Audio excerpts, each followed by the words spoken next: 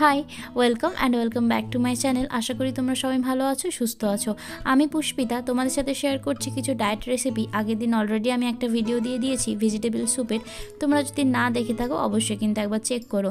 আজকে আমি তোমার সাথে শেয়ার করছি সাবুর খিচুড়ি রেসিপি। এটা কিন্তু অনেক কম সময় তৈরি হয়, অনেক কম এফোর্ট লাগে আর অনেক ইজি বানানো। তো কিছুই না, আমরা প্রথমে নিয়েছিলাম 250 গ্রাম মতো সাবু।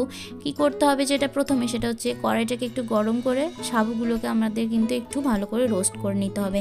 আর 250 গ্রাম সাবুর জন্য নিয়েছিলাম 100 গ্রাম মতো মুগের ডাল। ডালটা একটু বেশি দিলেও ভালো লাগে খেতে, অসুবিধা নেই। ডালটাকে আমরা লাল লাল করে এরকম একটু ভেজে নেব। আর তারপরে যেটা হচ্ছে মেন ইনগ্রেডিয়েন্টস, সেগুলো হচ্ছে ভেজিটেবলস। তোমরা কিন্তু শীতের সবজি মন খুলে এতে ব্যবহার করবে। যেমন আমরা নিয়েছিলাম হচ্ছে বিনস, ফুলকপি, গাজর, মটরশুঁটি। আর যেহেতু এটার সাথে আর কিছু লাগে না, কোনো রকম তরকারিও লাগে না, তো এই জন্য একটুখানি আলুও দিয়েছিলাম। খেতে মন্দ লাগে না, আলুটা চাইলে স্কিপও করতে পারো। আর সাথে দিয়েছিলাম হচ্ছে একটা গোটা টমেটো, কিছু কাঁচা লঙ্কা কুচি আর আদা কুচি। ব্যাস, এগুলো দিয়ে আমাদের রান্না হবে। এরপরে আমাদের যেটা করতে হবে, কড়াইতে একটু জল দিয়ে নুন আর হলুদ দিয়ে আমরা কিন্তু ফুলকপিগুলো একটু সেদ্ধ করে নেব, যাতে কপিগুলো আমাদের একটু সেদ্ধ হয়ে যায় আর কপির যে একটা গন্ধ থাকে সেটাও কিন্তু চলে যাবে।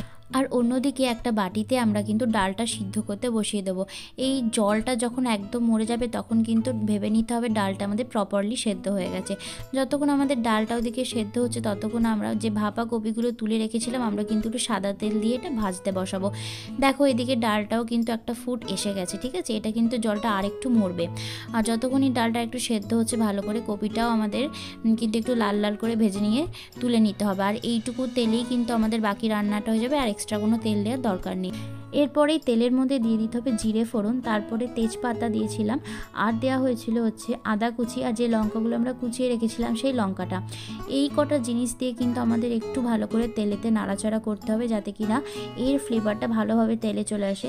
যেহেতু বিশেষ কিছু মশলা এতে লাগে না, তো এইগুলোই কিন্তু খিচুড়ির টেস্টটাকে এনহ্যান্স করবে। এরপরে আমাদের সবজিগুলো যে কেটে রেখেছিলাম সেগুলো দিয়ে দিতে হবে, দিয়ে ভালো করে একটু ভাজা ভাজা করতে টাইম দিতে হবে। একটুখানি ভাজা ভাজা এগুলো হয়ে গেলে কিন্তু এরপরে আমরা নুন দেব। আর তার আগে একটা কথা বলি, সেটা হচ্ছে সেদিন আমাদের ঘরে সয়াবিন ছিল না বলে দিতে পারিনি। তোমরা কিন্তু অবশ্যই সয়াবিন ইউজ করো। কিছুই না, কপির মতো জলে একটু ভাপিয়ে নিয়ে জলটাকে ভালো করে নিংড়ে নিয়ে এই সবজির সাথে ভাজা ভাজা করতে হবে। সয়াবিন যদি দাও তাহলে কিন্তু এই খিচুড়ির গুণমানটা আরও অনেক গুণে বেড়ে যাবে। তো তোমরা কিন্তু অবশ্যই সয়াবিন ইউজ করো। দেখো নুন দেওয়ার পরে আমাদের এখানে দেওয়া হচ্ছে হলুদ, পরিমাণ মতো নুন হলুদ তোমরা দেবে।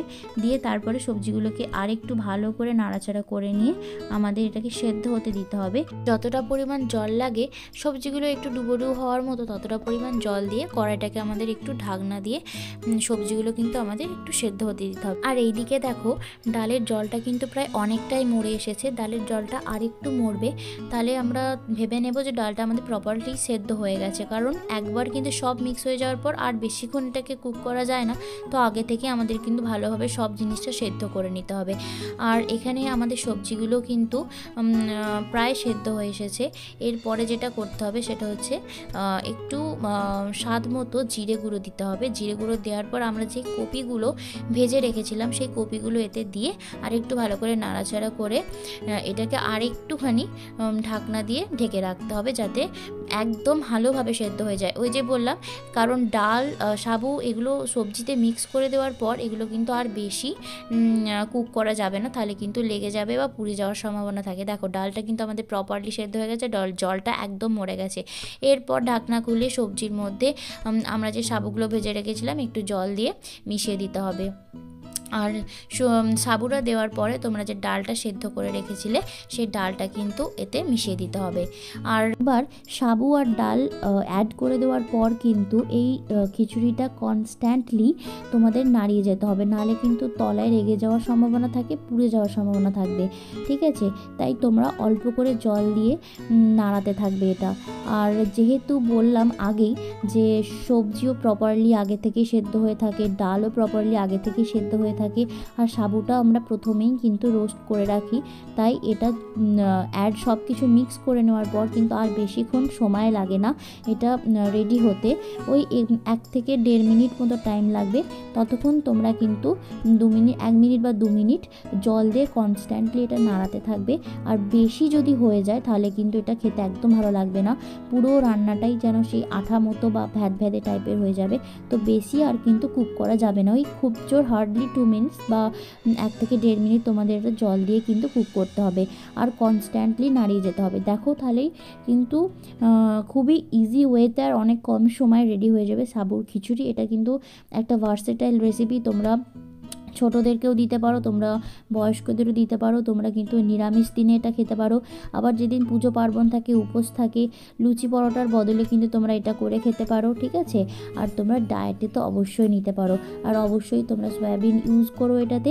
আর যদি তোমরা এটা বাড়িতে করো তাহলে কিন্তু আমাকে অবশ্যই জানিও কেমন লাগলো। আর আমার ভিডিওটা যদি ভালো লেগে থাকে তাহলে অবশ্যই আমার চ্যানেলটাকে সাবস্ক্রাইব করো, ভিডিওটাকে লাইক শেয়ার কমেন্ট করো। দেখা হচ্ছে নেক্সট একটা ভিডিওতে। বাই।